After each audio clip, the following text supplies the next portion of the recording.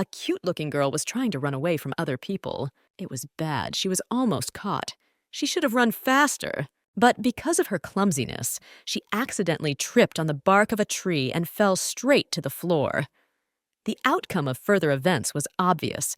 She was immediately heard and ran after her. "Here! Seize her! We can't let her escape again!"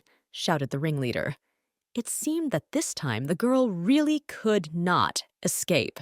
But to her surprise, some strange sound slipped in nearby. Another guy appeared on the horizon. "Absolutely. You don't dare lay a finger on people," said he in defense of the girl. "Dare? Decided to obstruct in Ludwig's family? Have you had enough of living?" The warriors who were looking for the protagonist of this story asked in response. "Huh? And I kept wondering who you are, and it's the great Ludwig family." With a sneer, the guy said before firing his weapon at one of the members of this family. The Ludwig gang leader immediately flew to the floor from the heavy blow. "Go back to your master and tell him that the girl was saved by the young master," declared the fellow. There was nothing left for the warriors to do but to actually do as he said. "We'll let you go today, but we'll see who's stronger yet." Before leaving, said the knights. Once those rascals left, the girl decided to thank her savior. "Thank you very much for helping me, sir. I should reward you for saving my life," said the pretty girl. But then the guy took her hand to carry her behind him. "Let's postpone the thanks for later. It's more important to follow me now," declared the gentleman who saved her. The girl then decided to wonder where they were going. "Of course, we need to get farther away. Okay, we've been running for a long time, thinking we've broken away. We can take a break," said the guy, and had already pulled out his lunch. He started to take a bite, but noticed the demure girl sitting quietly next to him. Then he decided to share his food. "Here you go. So much running. You must have managed to get hungry. I have more, so gobble it up," said the benevolent young man. Looking at the poor girl, he felt sorry for her. "You're a young girl. How come Ludwig's family is hunting you down?" Surprised, but with special interest, the gentleman decided to ask. As it turned out, it was because the girl was the Ludwig family's failed bride. She didn't want to marry their head, and if she was caught, she would definitely be killed. This kind of answer sincerely surprised the young master. "Bride? I didn't hear that the Ludwig family was going to meet the bride. So why did we run away?" said the boy. "Yes, because the slingshot actually did all the work. All I know how to do is squirm," suddenly said the guy. "I'm an underachiever of the capital, so if those great warriors find us again, we can't escape," the guy also added before the girl laughed. It was then that the young man decided to introduce himself. His name is Charlie, and the young girl, the main character in this story, is named Cindy. Right off the bat, Charlie decided to ask where the girl was headed. "My nurse said that my relatives live in certain neighborhoods. I want to find them," Cindy confessed. This was great news, because the boy decided to go there together. At this time at Nani's house, it was reported that the young gentleman had left home again. "Send men, scour the area, and remember, don't lay a finger on him," ordered Mr. Han in a gruff tone. The guys who were walking onward were already a bit hungry as they had made quite a long journey. "There's a small snack shop up ahead. Have you eaten long ago? I suggest we grab a bite to eat and get on our way," suggested Charlie. Within a couple minutes, the boys were already inside the cafe. "Have a seat. You can finally relax," said Charlie. It was obvious from the girl's reaction that it was her first time in such an establishment. Cindy immediately started looking around as soon as they got there. "Wait, the excitement will still be there. Here we get to another neighborhood. It's much busier there," said Charlie and summoned a servant to order. "What can I get you two gentlemen?" the waiter of the establishment asked kindly. "I'll have a look at the menu, right? Bring me 2 portions of beef stew and a pot of the best tea. That's right. Is there any fish?" Started to place Charlie's order. "Sure, just swam today, very fresh," replied the waiter. "Then bring more fish and sweet and sour sauce," decided Charlie ordered. While the order was being prepared, Charlie kept having a dialogue with Cindy. Since it was the girl's first time at this place, He tried to explain to her that she needed to be patient for a while before everything was brought out. "Hungry, Cindy? Just be patient for a little while. Everything will be brought right away," the guy promised. The girl, on the other hand, was more surprised that he had started calling her by her name. He hadn't addressed her that way before. "Sorry, Cindy, it's not polite, but Ludwig's family is the richest in the whole South, and you were supposed to be the wife of the head, so why did you run away?" Unexpectedly, a curious man asked a question. The girl had to explain that it was all because she didn't want to live in fear and didn't want to die. This answer surprised the guy very much. "You didn't make a mistake? I've never heard of Ludwig's family engaging in wife-killing," replied Charlie. The protagonist realized that she should tell the whole story of her life. "I was raised in Ludwig's family since I was a baby. The nurse told me she found me on the riverbank. The Ludwig family kept me out, putting me in a house with servants. I was never in the main house, and certainly never saw the head. But I had a teacher in painting, calligraphy, and chess, a housekeeper, and a nurse who treated me like a future Mrs. Ludwig. When I turned 17, the nurse told me everything. I was brought up for the head. I had already seen my end." The girl confessed. "Your nurse? What else did she tell you?" Surprised, Charlie interrogated. "Said the head of the family was a cruel and evil man, always seeing enemies around him. He could easily kill a subordinate or a family member. The nurse said there were always a lot of dead bodies in the main house." In a frightened voice, Cindy continued to tell the story. But Charlie didn't fully believe the girl. Or rather, he didn't believe what she'd been told as a child. "I think it's all slander and untrustworthy. I've been many places, and everyone says Mr. Ludwig is a young and intelligent gentleman," replied Charlie to her with a sneer. But such an unserious attitude to the girl's confession did not please her very much, so she spilled over a little. To show the full scale of her emotions, the girl even got up from under the table and shouted to the whole cafe. "Not true! It was the nurse who said that! She wouldn't lie to me!" Cindy began to assure. "The nurse, on pain of death, told me this so I could escape. She didn't spare herself," Cindy went on to say. The girl talked about how she had been living in a golden cage since she was a little girl, but she didn't want to die that way. Cindy didn't want to marry the devil, so she ran away. God, how the outside image has warped! At that moment, the boy's mind scrolled through his mind. But fortunately for him, they were distracted from such an unpleasant conversation by the waiter who brought the food. "All right, let's leave it at that. Let's eat," Charlie suggested, and had already taken out the utensils to start eating. "Okay, yeah, thank you." The girl decided to calm down and agree with him. Charlie was indeed a very pleasant young man. That's when the guy offered to try a piece of fish for the girl. It was all very tasty. Already in a few minutes, the plates were empty. The guys were full. "Cindy, I lost money when we were running away. You pay and I'll figure out where we can get money for the road later." The boy also asked after the meal.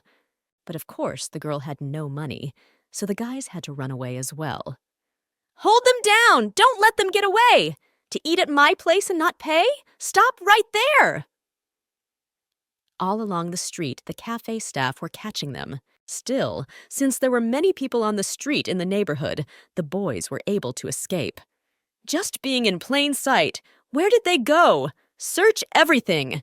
Dared to have a free lunch. Don't miss them," ordered the waiter. At this time, the boys sat quietly in the secluded spot they had decided to hide in.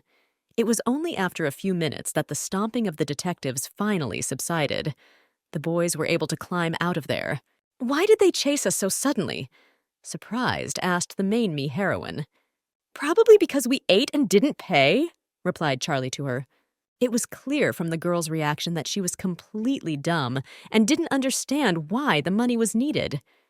"You seriously don't understand what money is?"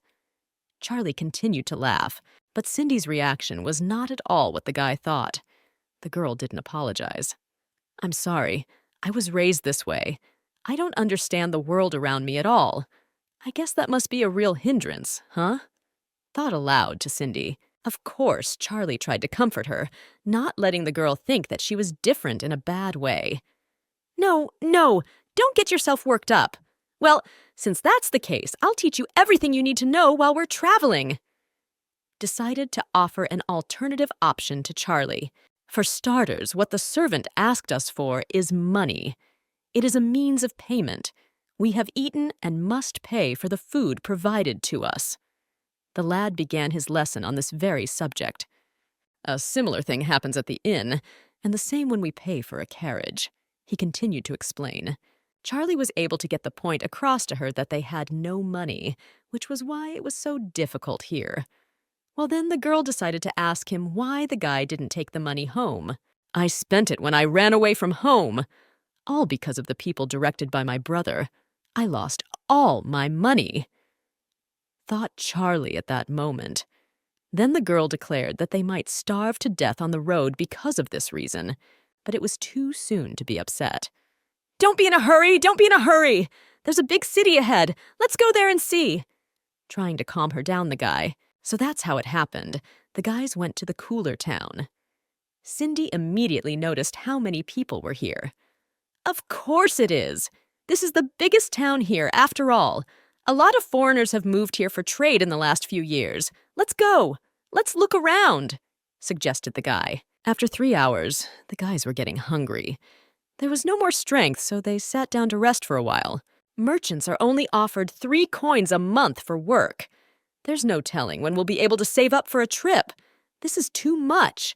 In my family, maidservants are only given 1 a month. We need to be more lenient. Everyone could be in trouble.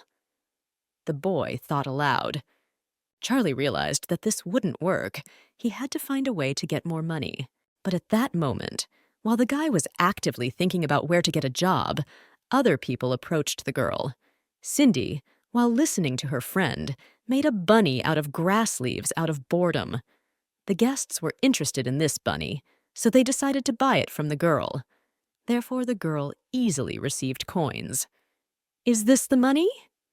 Unexpectedly, after a couple minutes, a friend came up to him. My auntie just gave me some for my herbal bunny, explained Cindy. That's when Charlie realized that the girl in front of him was a genius. They had found a quick way to make money. Now the guys had really decided to go into business. Don't pass it by! Grass bunny! 1 for only 2 coins, 3 for only 5. Hurry up! Girl, get yourself a bunny! Started shouting to the whole street by the boys to attract other people's attention. And indeed, crowds of people began to approach them to buy a souvenir bunny. And all the coins Charlie was giving to his acquaintance. Cindy, save them for yourself. Let's keep going. We'll earn some more and go buy ourselves some food, suggested the guy. In this way, the boys gathered a lot of customers for their goods. It was hard, but in the end they sold everything and made money. Cindy, how much did we make today? That's when the young man decided to find out and saw a small amount of coins in the girl's hands. But even that kind of work was great. Better than nothing, after all. Great! In 3 days, we can completely raise the money for the road, Charlie rejoiced. Anyway, the bunnies are sold out. We can walk around town. Let's hit the road. The man also decided to suggest that they get some rest. While the boys were walking around town, Cindy turned her attention to a rattle, a drummer. The girls didn't have toys like this when they were kids, which is why this product caught her attention. Since childhood, my nurse and master told me that girls should not waste their time. They should master painting, calligraphy, and chess to become a worthy wife for their husband, Cindy explained. Of course, such expressions didn't please Charlie much. Pfft, bunch of conservative people. My older brother is just like that. This is so boring. I think something's starting there. Let's go see. That's when Charlie decided to suggest it. The boys walked past the clothing pavilion. Cindy's attention immediately fell on the beautiful outfits. That's how the girl spent almost all the money. Later, the guys came to the hotel in order to rent a room. That's when the girl found out that it cost 10 coins. But the guy decided to ask the girl, just in case, if she was sure that they had that much money left. Yes, I'm absolutely sure. I just bought a rattle, a drum, and a dessert with caramel apples on a stick, also a purse, blush, and a brush," said Cindy, and confirmed the fact that they were short on money. The guys still tried bargaining with the employee, but of course it didn't work out. They were kicked out. At that, Charlie told the girl not to get upset. "Don't hang your nose. The master said there's a temple to the south. That's where we'll go," suggested the man. "But before it gets dark, let's go for another walk. Let's go. And tomorrow, when we've earned enough money, we'll go to the inn." The boy suggested an alternative option. Looking at him, Cindy was glad she had met him. "Charlie, he's such an optimistic and kind man. I wish my fiancé was as gentle and kind. Oh, I have to stop thinking about such things." Abruptly, the girl tried to calm herself down. Finally, the boys came to the temple they needed. It looked, to put it mildly, not very good. But nothing could be changed. That's when they decided to light a fire to keep warm. "By the way, Cindy, I have a present for you," unexpectedly Charlie said. He bought a dress from that pavilion. The guy bought it while the girl was out shopping for food. That's when he handed over the gift for her to try on. The dress looked great on Cindy's figure. The dress looked so good on her that Charlie was embarrassed to look at the girl's figure. However, they only continued their conversations while sitting by the fire when Cindy changed back into her dress. "That outfit is too pretty. I'll wear it when I meet my family," thought the protagonist. Charlie was surprised at this response of hers. The girl confirmed that living with her in-laws was better than being free and independent. "I want to live with my father and mother and never be separated from them," said the girl. And the guy kept thinking about whether family was really worth it. "Actually, I'm not sure if my parents would accept me. But since I ran away from Ludwig's family, there's nowhere else for me to go anyway, right?" said Cindy, and noticed Charlie lock up sharply. It turned out the guy had just fallen asleep from exhaustion. 3 days later, the guys made money again. They came out with a whole bag of coins. That should be enough to get them on their way. "Cindy, wait for me here. Don't go anywhere. I'll go buy some food for the road." The boy also asked and went to his aunt's house to buy 8 hinkleys. As Charlie was walking back, he got a strange feeling as if someone was following him. "Too bad. I forgot that this town is under the influence of the Ludwig family. Apparently, my brother's servants have been following me all these days while I've been making preparations," thought the man. "Madam, listen to this. Judging from your fine physique, you could study martial arts. Would you like to purchase this book of techniques? Buy one and get 5 as a gift." At this time, a girl was chatting with the merchant. But then Charlie ran up to her and told her to run away from here as soon as possible. The boys hid around a corner. While doing so, they saw the warriors looking for them. "Missed! Report everything to the ruler now. I'll gather men and search the city. They can't have gotten far." The detectives were talking amongst themselves. "We've been found by people of people of people. We can't go directly to the coachman. Surely the Ludwig family's men must be carefully watching all the carriages. I think we were spotted when we were trading in the market. The Ludwig family is a major trading partner with this town," the man told. And now it was up to the boys to think about the rest of their plan. "There is definitely no hurry. Since the whole town is full of Ludwig's men looking for us, we won't be able to leave during the day. We'll have to run away at night," said Charlie. "There's always a solution to any problem. Let's disguise ourselves so we don't attract too much attention," also thought to suggest the boy. At this time, the girl was thinking about how it was all her fault. After all, she's the reason why the guy has to run away, too. What else would one expect from an older brother? He must have anticipated me heading to this town, so he ordered his men to wait for us here beforehand, thought Cindy. "I just want to go the road of adventure. Let me go, brother," Cindy pleaded that night. At that time, the eastern gate of the city was being guarded by one of the servants. He noticed the silhouette of 2 people in the darkness. "Hey there, back there! The gate is about to close. Hurry up!" ordered the servant. But immediately the boys were stopped. "Wait, What are those strange clothes? The reason you left town? Take off your hat, the guard asked. Then Charlie's companion decided to stand up for the girl. Sir, this is my little sister. She has a cold, so she can't be out in the wind. Just ignore us and take this money as a thank you. Attempted to resolve the whole situation, Charlie. Needless to say, the servant agreed to anything for the money. Oh, you're very persuasive. Come in. I'll let you through, all right, said the guard. In the end, Cindy and Charlie had been walking for hours.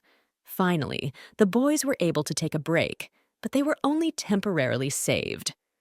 We need to get out of here soon. I've already found a coachman. He's waiting for us outside the city walls. Let's go quickly, said Charlie. At this time, the lord's servants informed him that they had found the young lord. In the city, he was with a girl, but they escaped from the city during the night. Should we start acting? The chief aide asked.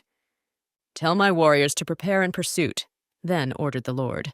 At this time, the boys had already encountered unforeseen difficulties. I am truly ashamed of you, but I can't lead you any further, informed the coachman. But there's a wild forest all around.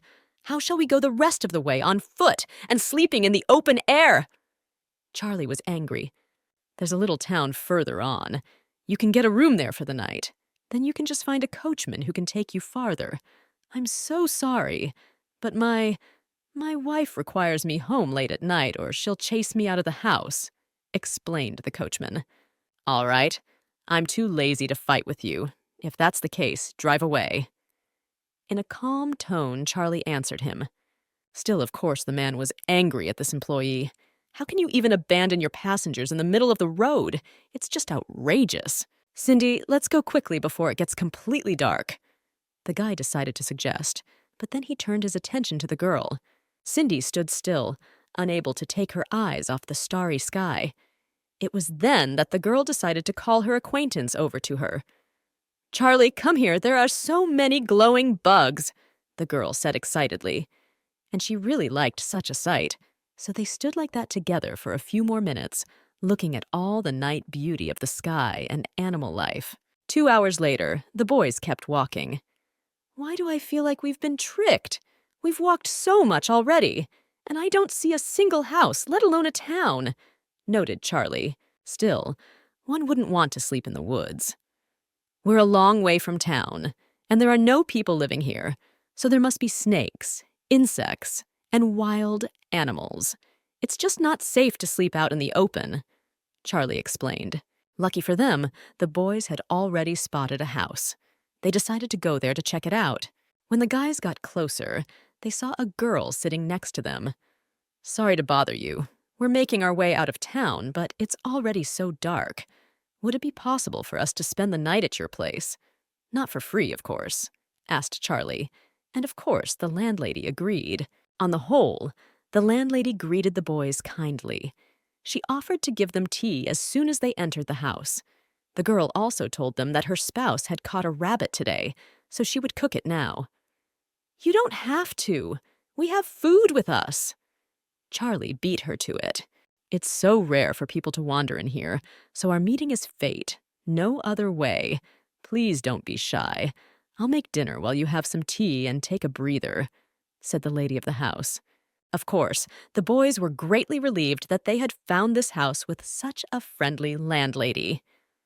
Wow! And here I was, already resigned to the fact that we would actually have to spend the night outside. I never thought we'd be so lucky.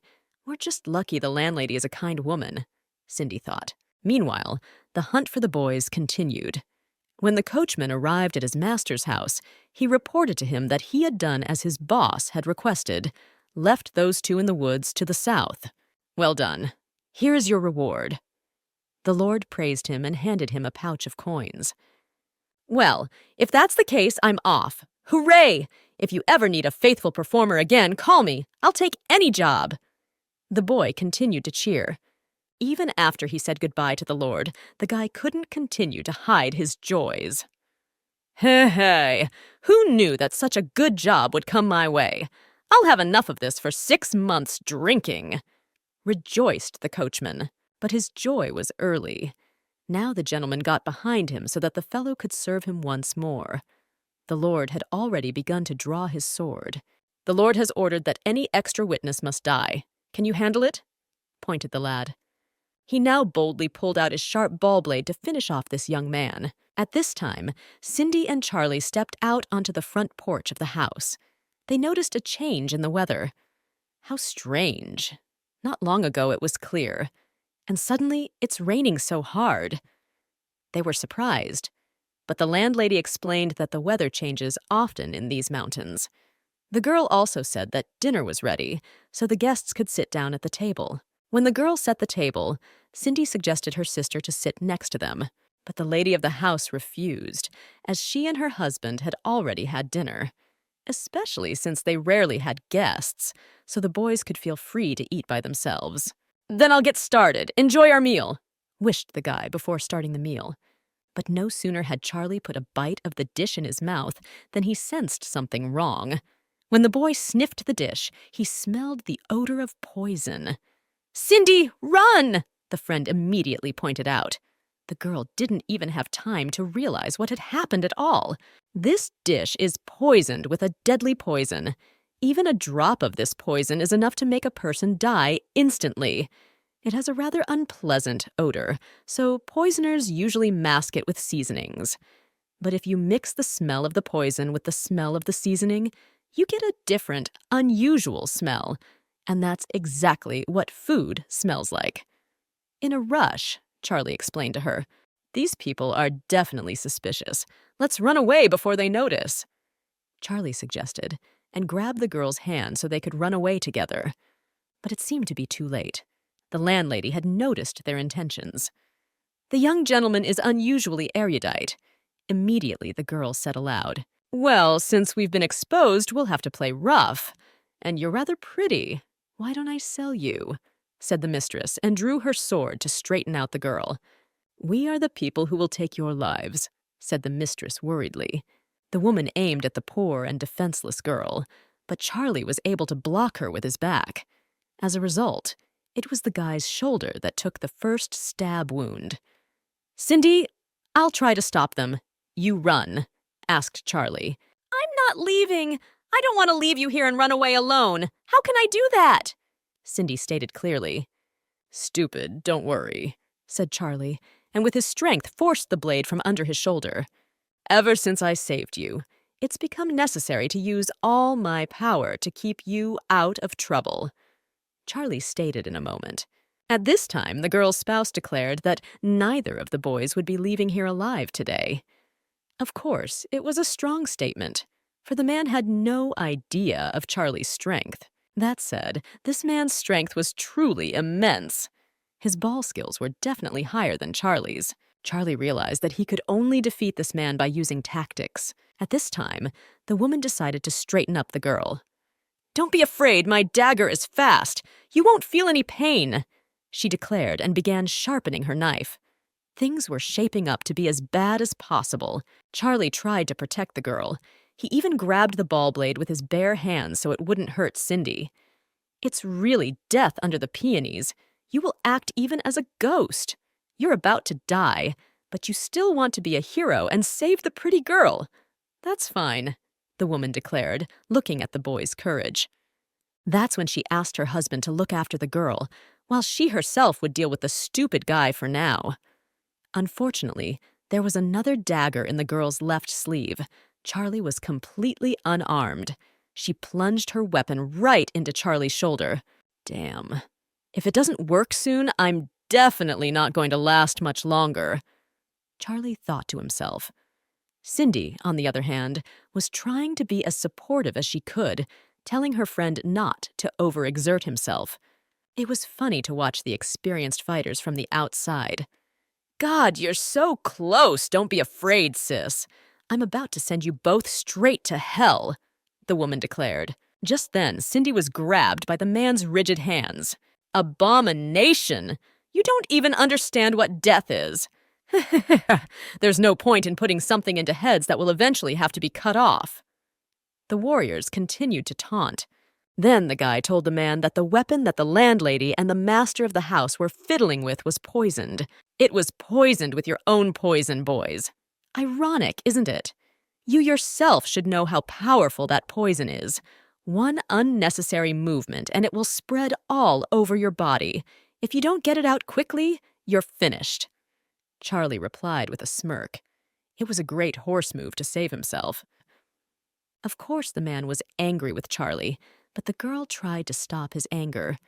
We need to heal you first. They can't run far anyway. The doctor must give somewhere nearby. And in case of anything, we'll catch up with them and kill them as soon as you're back on your feet. The woman explained. As soon as the fighters left, Cindy just couldn't contain her emotions and cried. It was truly frightening. That knife was longer than the ones Uncle Lan used to slaughter the pigs in the kitchen, Cindy confessed. In a burst of emotion, the girl even rushed to hug the boy. She really thought they might die, didn't she? But still, Charlie tried to calm down his acquaintance. Silly girl, I told you to run away. It's my duty to protect you as best I can. Tried to explain the guy, and looking at Charlie's hand, Cindy realized they should get out of here soon. Even though it was real poison, the dissolution in the food made it weaker. Once they get it out of his system, we'll be in trouble, said Charlie. When those two were distracted by you, I smeared the poison on the weapon. It probably got into my bloodstream through the wound, but not much.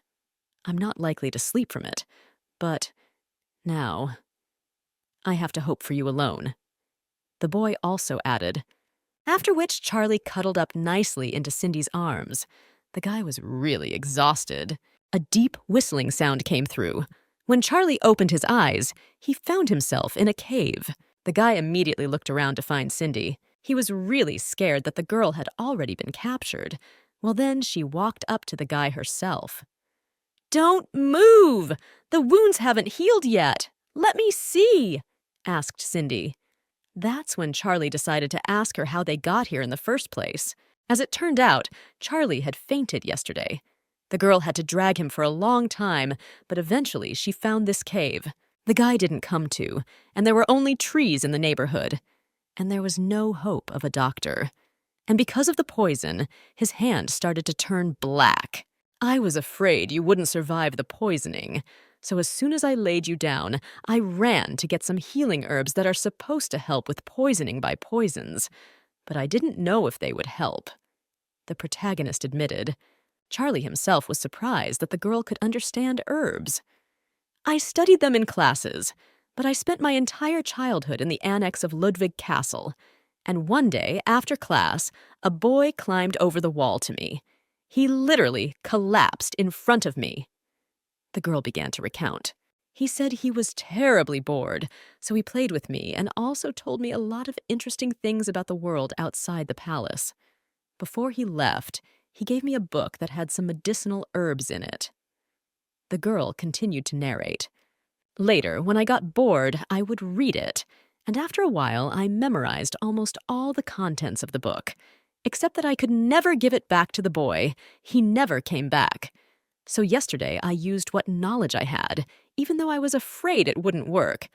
But apparently everything is fine, the girl admitted. At the same time, Charlie was still not feeling well. When the boy tried to touch her earlier, the girl strictly forbade him to do so, for she had not yet dressed his chest wound. The wound was surely sticking to his clothes. Since you were unconscious, I didn't dare to go any further, so I bandaged your arm and fell asleep, told Cindy. Then I spent all morning looking for herbs and something to dress your wounds with, also explained the girl. By the way, remember that Cabby said there was a town not far from here? Also started the conversation in a different direction, the girl.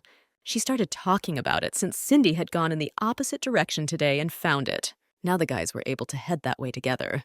However, as the girl was about to walk, as she turned around, she noticed that Charlie had bare his upper body. She immediately felt embarrassed. What are you doing?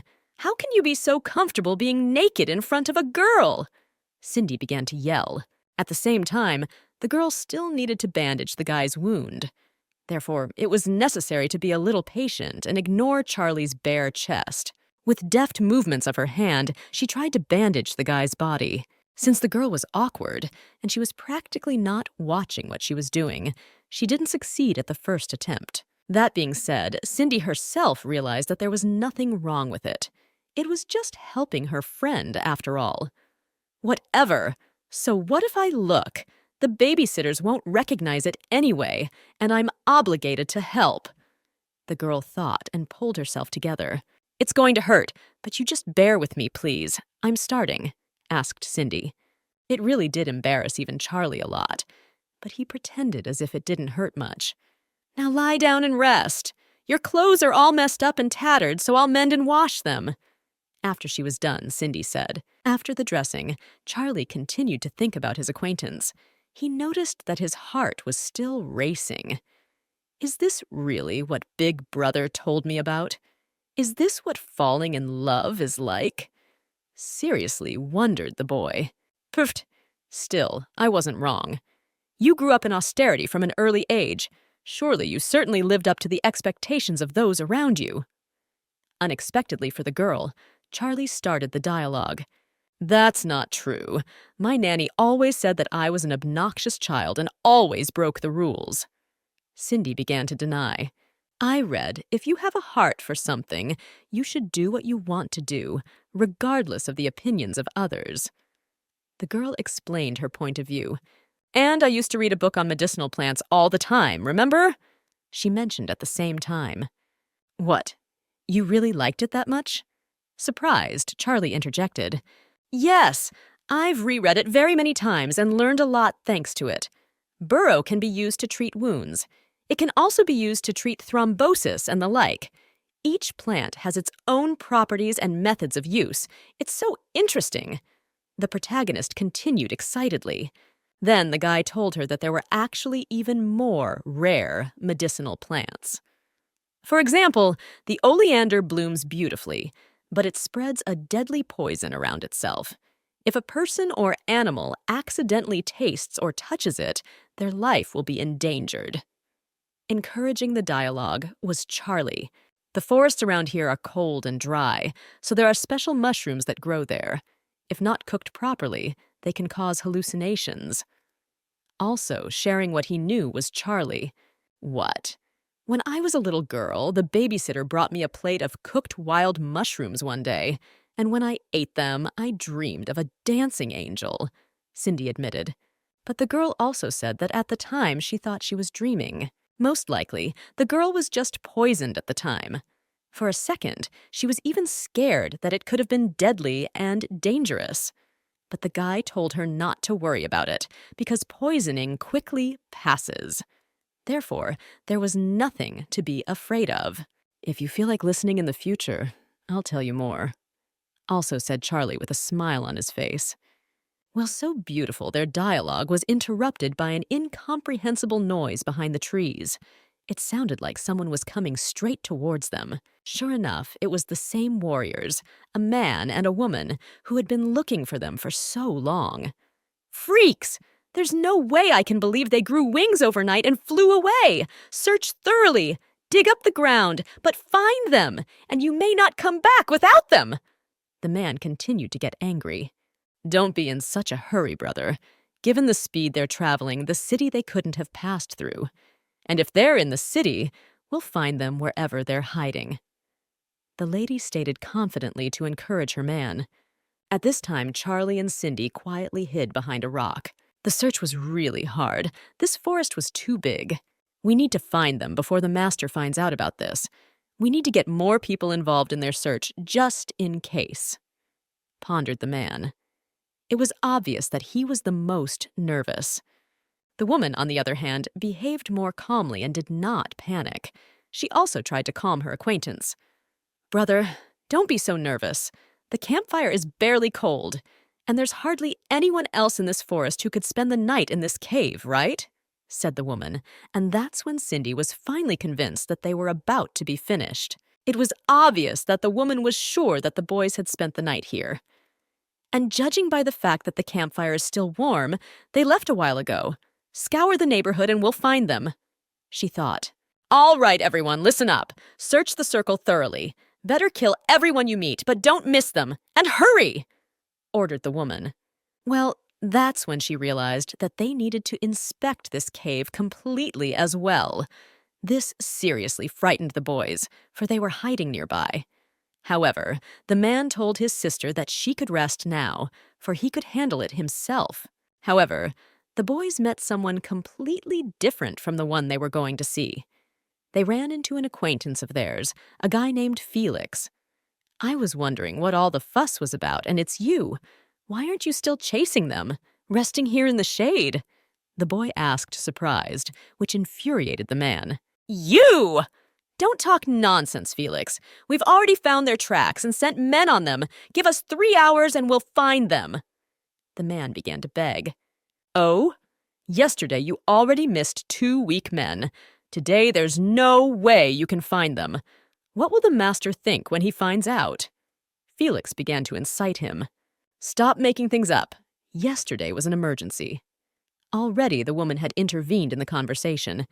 The master sent me to keep an eye on you, and you, even though they escaped, don't go looking for them.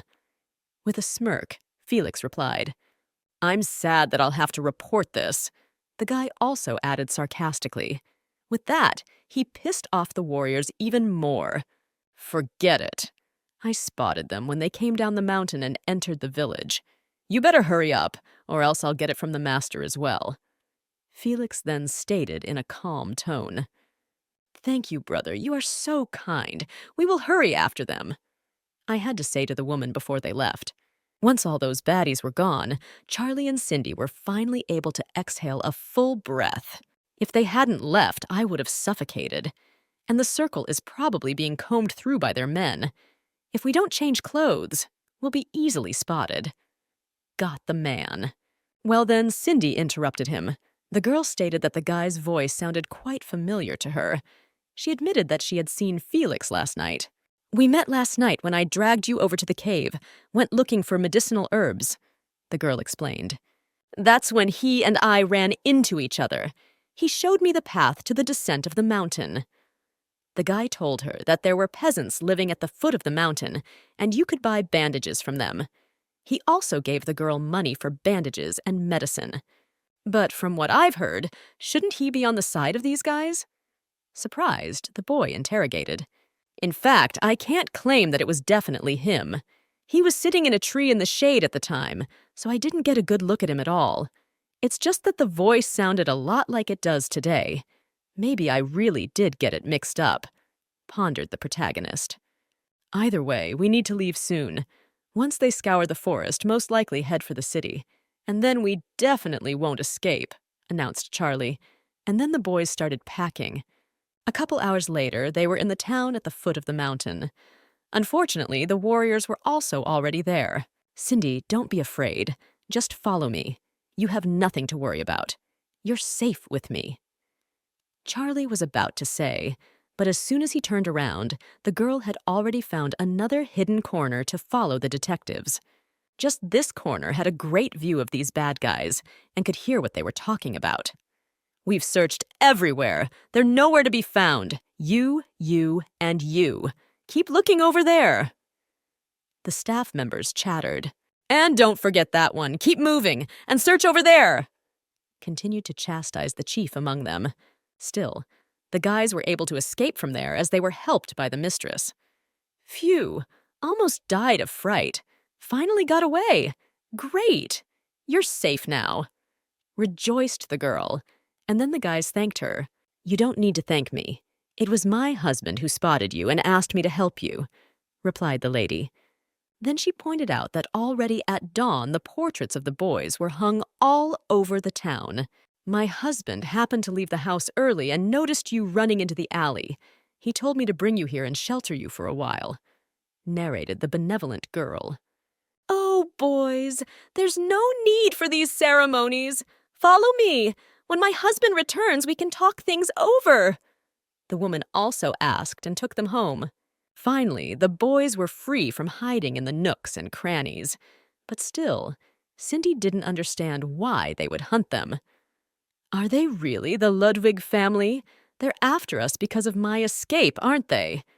Frightened, the the girl thought. No, their clothes don't look like those worn by the Ludwig clan. Besides, if it were from your escape, they would try to capture you, but not kill you in any way, right? Charlie pointed out. The boy himself understood, and was already guessing at why these guys were really after them. Of course, it's not that, but why would they want to kill us? If they didn't come for her, they're probably after me. Could it be that someone got wind of my escape and decided to kill me to interrupt the Ludwig clan? Only the clan elders and their closest servants know that I am the true heir of their clan. But how did they know? Actually, at that moment was spinning around in the boy's head. The girl, on the other hand, was thinking of her own that she was to be made the wife of their ringleader. She had no idea at all what the truth might even be. Charlie seriously wondered if there was a spy in the clan. He knew he had to report it to his brother as soon as possible. A couple of hours later, Mistress's husband finally came home. The girl introduced him as Eric. "Oh, this is the first time I've met someone with that name. We are very grateful for your help, Master. Judging by your name, are you a foreigner?" inquired Charlie. Then the woman told me that her husband is Persian. They are merchants and are on their way back to Persia. Actually, we saw you back in another city. The world is such a big place, and our next encounter clearly shows that this is fate. My husband said that since you are in trouble, we need to help you. The mistress continued to tell. Charlie was grateful to them for saving them, but still feared that without a clear understanding of who was following them, the boys were only in more danger. That being said, he introduced himself to the master of the house anyway. "My name is Charlie. This is my little sister Cindy. We're on our way to visit our distant relatives in another town." The boy introduced himself. The woman assumed that the guys were hungry. She'd already ordered their food, so she suggested that they discuss things together over lunch. As soon as the guys sat down at the table, Eric started immediately asking them questions. "How did you manage to cross the path of a faction of this gang? Can you tell us? Then we'll be ready for danger." The man asked, and then he realized from the look on the guys' faces that they knew absolutely nothing about this gang. "So you don't know what they're after you for?" Eric interjected, surprised. "This faction has almost completely overrun the nearest lands and all the way to the western borders. They keep the merchants terrified, and they are in the business of pillaging and plundering. Even the government is afraid to mess with them.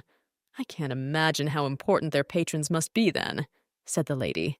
Charlie then explained that they had met them on their way into town. "I wounded a certain Khan back then. They pretended to be a simple pair of peasants and then tried to poison us," narrated Charlie. "Khan is the leader of this group, and if you wounded him, it's no surprise that they are all after you," explained Eric. The worst part was that the entire city was under their control. The girl told him that if they decided to search every house, it would take them a couple days to get to their house. But at the same time, Eric told his wife not to worry, because he had an idea. Then the girl was taken to the dancers and asked to dress the same way. "We will be going to the city on business soon, accompanied by a group of dancers. My husband wants to shelter you among them. There will be a spirit-feeding festival in a few days. At night, lanterns will be released into the sky. At that moment, there will be a lot of people in the street. Everyone will be in chaos. We will be able to take advantage of this and get you out of the city," narrated the woman. "One way or another, as much as Cindy wouldn't like it, it's a forced measure. At least this way they would definitely be safe. Still, the girl had to be coaxed into changing her clothes. It was just too revealing and unfamiliar for Cindy.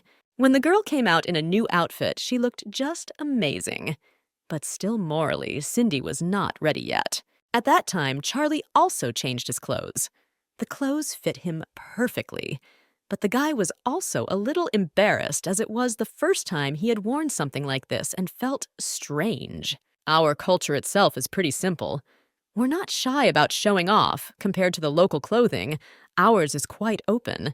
But the longer you wear it, the easier it is to get used to. Come on, let's wait out front. They should have finished cooking by now," said Eric. As the boys approached the entrance, they could hear Mistress adjusting Cindy. Cindy, it's okay. You can come out now. And it's okay with the outfit, and it's not revealing. You look lovely in it. Don't hide. Mistress coaxed. The girl's embarrassment could not be described in words. But her friend assured her that this outfit suited her very well, and she would have to show herself to other people in it anyway. The girl even had to pull the modest girl by the hand to show it to other people. But the outfit really appealed to both Eric and Charlie, though the master of the house decided not to focus on the girl's appearance, as he already saw how much she was embarrassed. I sent my servants to scout the situation. The bandits have already started searching the houses, so you'd better walk around in these clothes for a few days, said the man, and then the boys thanked Mr. Eric, after which Eric told them to address him in a less formal manner. Although their family was very influential, since their clients were important foreigners, it was better for them to avoid direct conflict with such rascals at all costs. Charlie and I will go pick up his instrument. It will be easier for him to pretend to play during the performance, the landlord said before saying goodbye. A few minutes later, Cindy found out that she would have to learn a dance. The girl couldn't even believe it. Yeah, we'll have to walk through the streets during the holiday before the lanterns are lit, won't we? The other girls told. It would only be when there were a lot of people on the street that the boys would be able to escape. And even the fact that the girl had never danced before didn't embarrass the other dancers. That's okay. It's enough for you to learn a couple basic moves. There are a lot of dancers, so no one will notice. I'll help you. Don't worry. You'll definitely succeed. Another girl encouraged her. When Charlie came into Cindy's room a few minutes later to brag that he had been given a flute, he saw his friend dancing. Cindy really did move amazingly. But as soon as the girl saw her acquaintance, she immediately became embarrassed and stopped dancing. Cindy is so talented. I showed her just a few moves, and then she was already doing fine on her own. She's already an experienced dancer, said another dancer. The guy himself knew that the girl will do so well. Cindy is smart and picks up everything, no matter what she learns. His feelings for her were like love at first sight. Charlie realizes that the girl is his first love. After the dance, the girl noticed that Cindy was tired, so she kindly offered the new dancer a snack of fruit. I'm not tired one bit. Persian dancing is very busy. I'm an adult now, but I'm trying dancing for the first time. It's so great, confessed the protagonist. Even this determination of hers is very cute. The girl even tried to eat faster so she could get back to practicing sooner. Once we get out of this mess, I should definitely confess to her, after which we'll go to Bro's place to discuss our wedding. Charlie began to ponder in earnest. But in a second, the boy realized a very important point. A wedding? But I'm the one she didn't want to marry, right? I don't know when I plan to get married, but if I marry Cindy, she's perfect for me, thought Charlie. But the guy also remembered that it was the wedding that the girl had originally run away from, and if she found out that Charlie was the heir to the family, nothing good would come of it. The boy remembered the girl's words about the character of the head of the family in her opinion. The head of the family, Ludwig, is very cruel. They say that he is 2 meters tall and weighs 300 kilograms. He is a real monster who will kill without even blinking an eye. He is very hot-tempered and often beats his wives and children. The girl assured him once as they hid in a cave. But the scariest thing is that they eat human meat, drinking it with blood. That's what the babysitters told me, Cindy assured her. Charlie didn't even know how to explain to the girl that this was a misunderstanding. It was going to be very difficult. But in any case, the bandit group was first and foremost now. Charlie needed to send his brother a report on the spies as soon as possible, and then the guy would take care of him. And then Charlie thought about trying to find a good time to explain himself to Cindy. But at that moment, the mistress was informed that there was trouble. The bandits' men were already at the gate, and the master was in a meeting with an important person. Something had to be thought of as soon as possible. The woman had no idea they would reach their house so soon. I'll change quickly and try to hold them off. Cindy, Charlie, go to the house first with the helper, then come to everyone, advised the lady of the house. When the woman met with the master, He asked her to gather all the servants. The lad showed the portrait of Charlie and asked if the woman had seen the man. Of course, the girl had to pretend not to know him and play dumb in order to stall for time. "Oh, is this one of those advertisements hanging all over the city? Sir, may I know what atrocity these criminals committed?" The girl decided to ask, but then the gang's assistant informed her that he couldn't tell her about it, and he asked her if she had seen these guys. No, if we had, we would have reported to you immediately," the girl replied in a calm tone as she continued to smile at the commander. The gang's helpers had already searched everything, but there was no one inside. That's when one of them thought that it wouldn't work that way. There were too many dancers around. "Have all the girls take off their veils. Let's examine them." Suddenly, the gang leader pointed out, things were not going according to plan at all. The mistress was already trying to dissuade the commander from the idea as much as possible. "It's just that these girls are still young and unmarried. I'm afraid it will be difficult for them to get married after this," the woman decided to say in order to save the lives of the boys. But the commander didn't fall for her provocation. "And I have heard that Persians by nature are open, bold, and not afraid to show themselves. And here, all of a sudden, they're afraid of being left without husbands because of one veil?" the fellow asked with a smirk, pressing the Persian's reputation. "Take off your veils! Whoever disobeys will be arrested!" he finally ordered. It was obvious that Cindy was starting to get nervous. So Charlie went over to her to take her hand and ask the girl not to be afraid. Still, the line was smoothly reaching the guys. The other girls in front had long since been asked to take off their veils as soon as possible. "What are you picking on our veils for? You found a place to command, of course, for the master's not at home. Are you happy? Have you seen everything?" The insolent Rena began to rage and was also forced to bare her face. That's when the servant asked Charlie to come forward. It was a close call, but he didn't even suspect that he was the guy in front of him. Still, the line went straight to Cindy. Now the girl had to take off her veil as well. Charlie even had his ball blade ready in case. But luckily for them, the landlord appeared on the horizon just in time. "I wondered who it was that had dropped in to visit us. And these are our esteemed bandits. What have I displeased you so much that you have come to search my house and interrogate my men?" the man asked proudly. "We were ordered to pursue our enemies.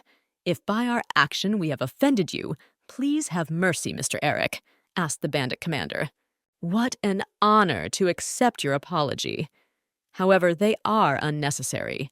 If you need to turn this place upside down so badly, please, I will not prevent you. All we have here are dancers and musicians from Persia, whose performance will be a gift to Lord Ludwig.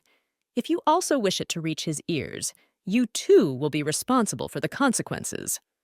Boldly, Eric pointed out, "What a marvelous gift! How disrespectful of us!"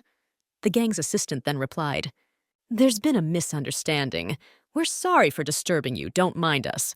Our master Han has heard well of your prowess in both combat and writing. You are welcome to visit us any time." It was then that the aide had to apologize as well, after which the boys left. Once again, it's those ceremonies. Apparently, the gang has thrown absolutely all of their men of men into searching the lands from the outskirts of the city and all the way to our capital, Master Persia pointed out.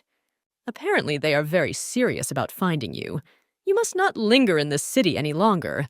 We need to leave within a few days. When I mentioned the Lord, they visibly tensed up. It's unlikely they'll come here again, but it won't save us from suspicion," Eric explained. The man also pointed out that they needed to seriously prepare for any trouble. "Since we won't be able to leave your residence for these 2 days, could you please find these medicinal plants here? I would like to prepare for any trouble that might await us after we escape," Charlie asked, and handed over a leaf with the name of the herbs. "Oh, this will be easy. Evergreen leaf, poisonous anchor, poisonous erythemum. They all contain poison, right?" prompted Eric.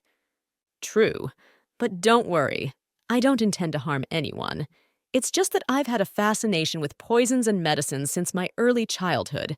It used to be a simple hobby, But now, in our situation, I'd like to have a few poisonous herbs on me, for safety reasons," explained Charlie. "Leave it to me. I hope you can get used to our culture in these couple days. The more you blend in, the harder it will be to figure you out," replied Eric. "It is already getting evening. The maid will take you to your rooms where you can rest in peace.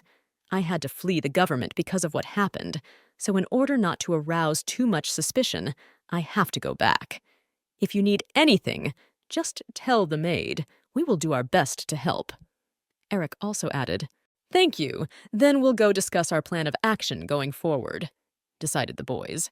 When they got back to their rooms, Cindy confessed to her friend that she was really scared because they were almost exposed. "Don't be afraid, I'm right here," said Charlie and stroked her head. The girl reflected that earlier, at the most tense moment, he had taken her hand and said the same thing. Still, she was uncomfortable, so she took his hand away from her face. "In the time we have, I'll prepare some poison for self-defense. I have some more concealed weapons smeared with poison, so if they attack us again, we'll have a chance to save ourselves. Sit back, don't be afraid. Even if something happens, I will definitely protect you," repeatedly said Charlie. "No, Charlie. If my inexperience makes you uncomfortable, you'd better teach me how to prepare these poisons, too. I can't rely on you forever." Suddenly, the girl said, "At least I have to learn how to defend myself." The lady also decided to state aloud, "Besides, I'm interested in studying the unusual properties of plants myself. I'll combine the pleasant with the useful, and then you won't think I'm stupid anymore," added the girl and laughed. At this time, one of her dancers, Rena, approached the mistress. "I say we should chase them away as soon as possible.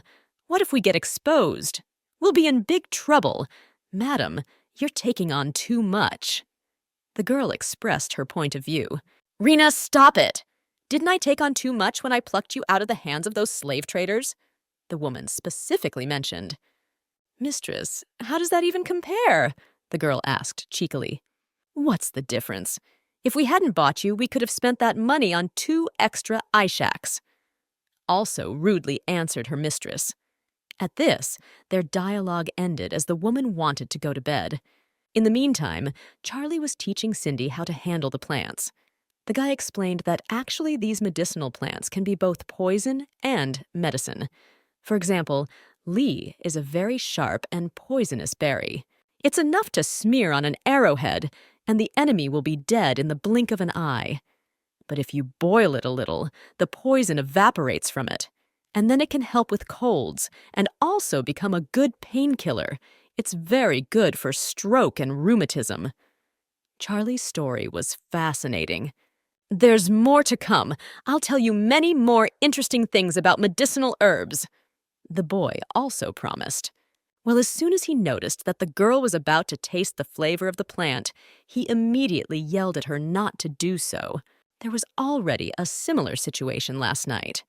The girl had learned that if you chewed the florets a little, the plant should help reduce the pain. However, in large quantities, the herb could be used to make a tasteless sleeping pill. Cindy was surprised, so she decided to try it, but as expected, nothing good came of it. "We're lucky you just passed out briefly, but today's plant is really poisonous. If you put even a little bit of it in your mouth, you can get poisoned. So don't even think about it," explained Charlie. Finally, after a few hours, the boys gathered everything they had planned. Making poisons turned out to be not so easy. We don't just have poisons here after all. Antidotes and medicines we've also prepared, but it's best not to use them unless absolutely necessary, explained the guy. After that, the guys were brought some food by Rena. "Mistress told me to bring you some food because you don't get out of your room," the dancer cheekily pointed out. The other girl even asked Rena to be gentler with her guests. That same night, Eric told his spouse that he had guessed that Charlie and Cindy were not related. The boy explained that he had realized it by the look in their eyes. Certainly by the look in Charlie's eyes.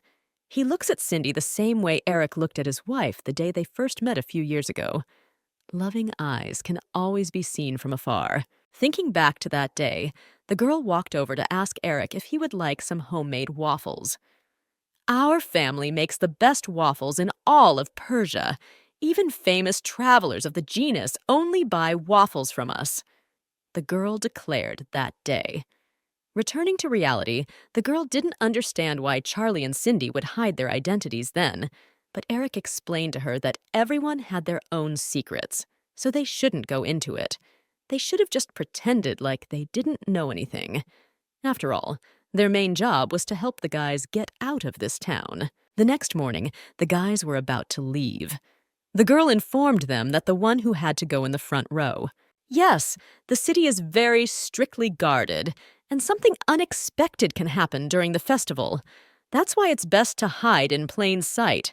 No one will think that the gang's most wanted people will be dancing on the main street in a band of Eric's kind, Madam explained.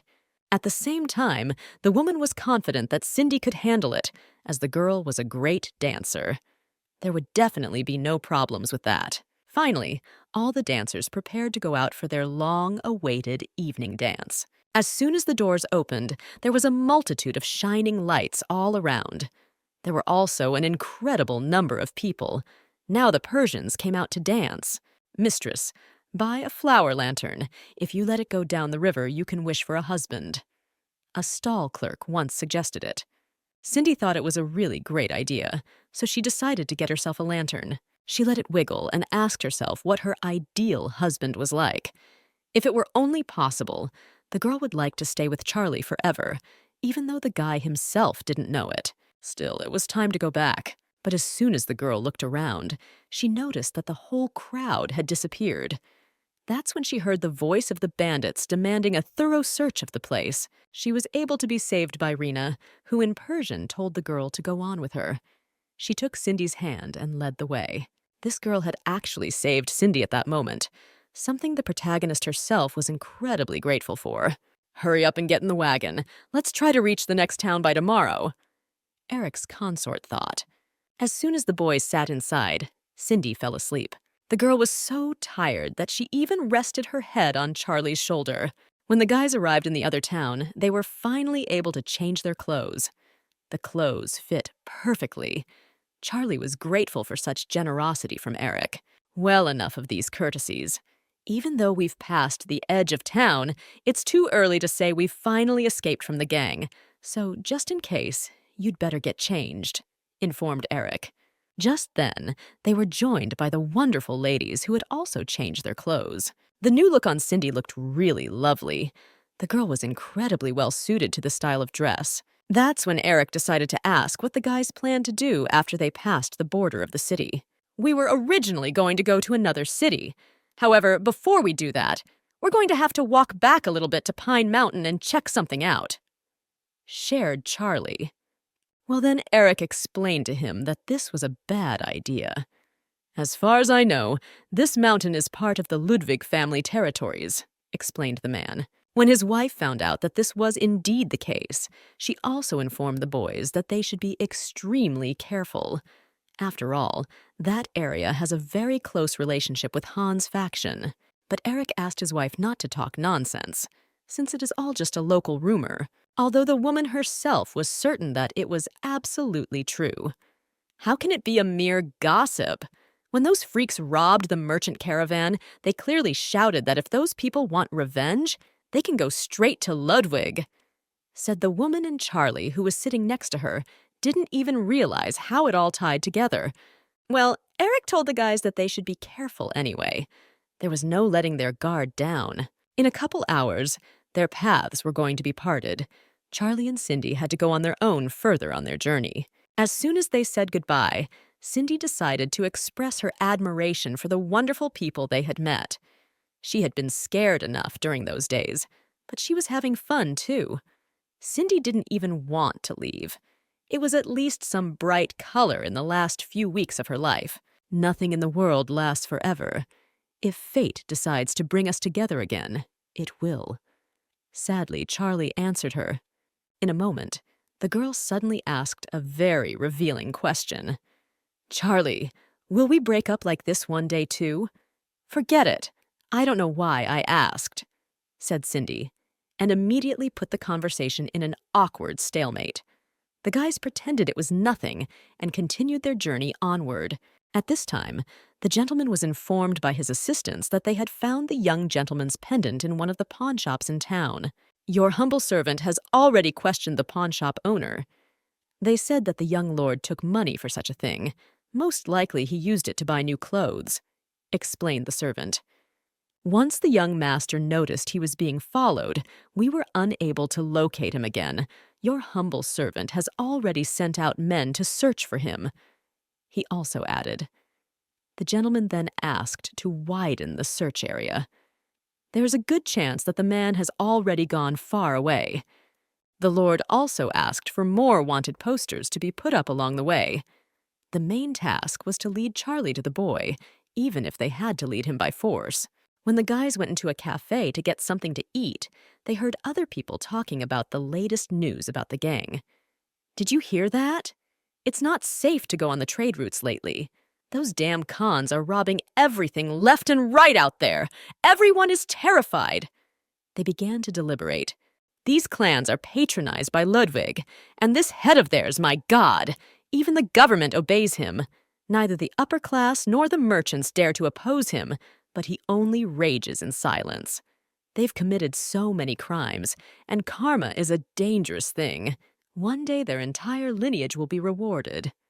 People were talking. Listening to all this, Charlie didn't even know how terrible he was in the eyes of others. Ludwig's clan, where he had lived for more than 10 years.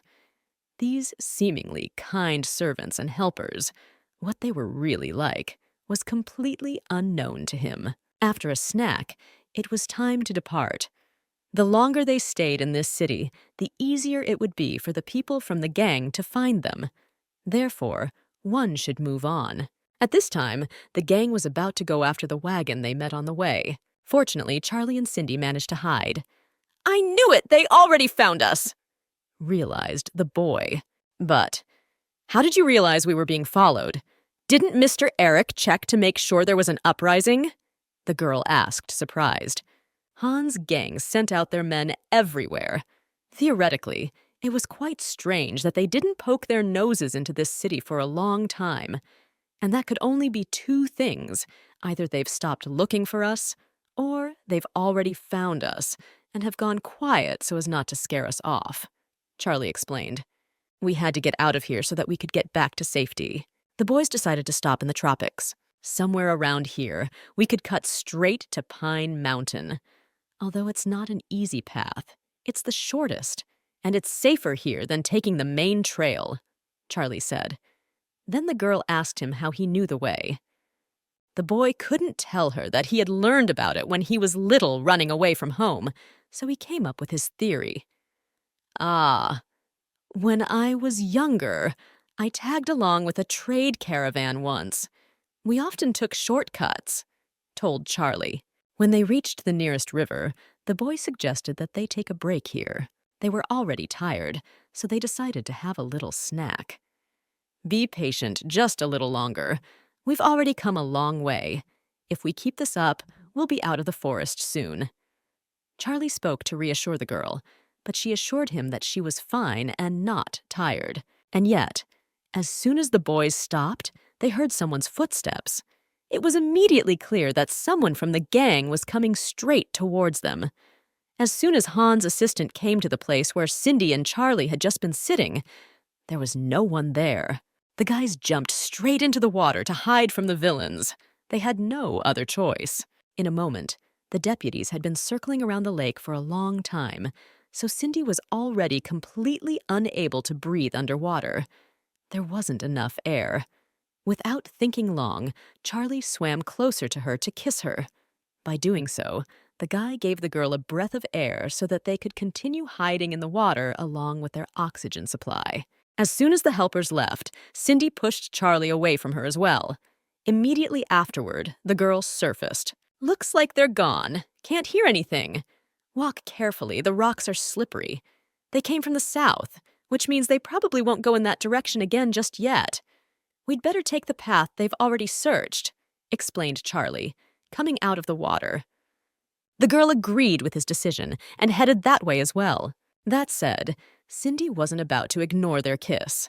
She repetitively pushed the guy away again. Just now. Of course it was forced, but the babysitters have been telling me since I was a little girl. The girl started to get embarrassed. She never finished the thought she started, but the guy still realized what she was talking about. The girl didn't want that to happen even once more. Anyway, don't even stutter about it. Got it. Let's go quickly, said Cindy, and indignantly turned away defiantly. Such a show of attention actually made the guy fall in love with this wonderful girl even more. The guys finally made it to the humans after a few hours. Let's go. I'm so hungry all the way. I suggest some diner and eat before we go any further, suggested Charlie. During lunch, they also decided to discuss their future plan of action. So, shall we go to Pine Mountain first? Decided Charlie asked.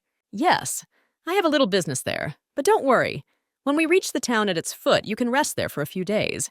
When I'm completely sorted out, I'll come back for you, narrated the boy.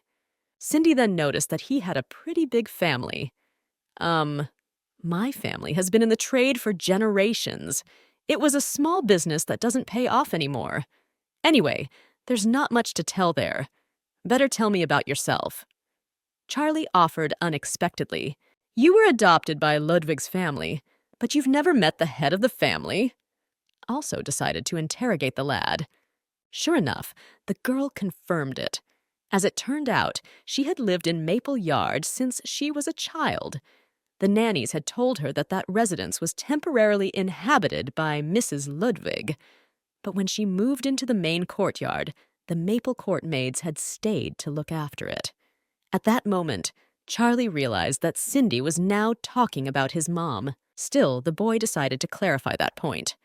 Did you really go out with Mrs. Ludwig? He wondered.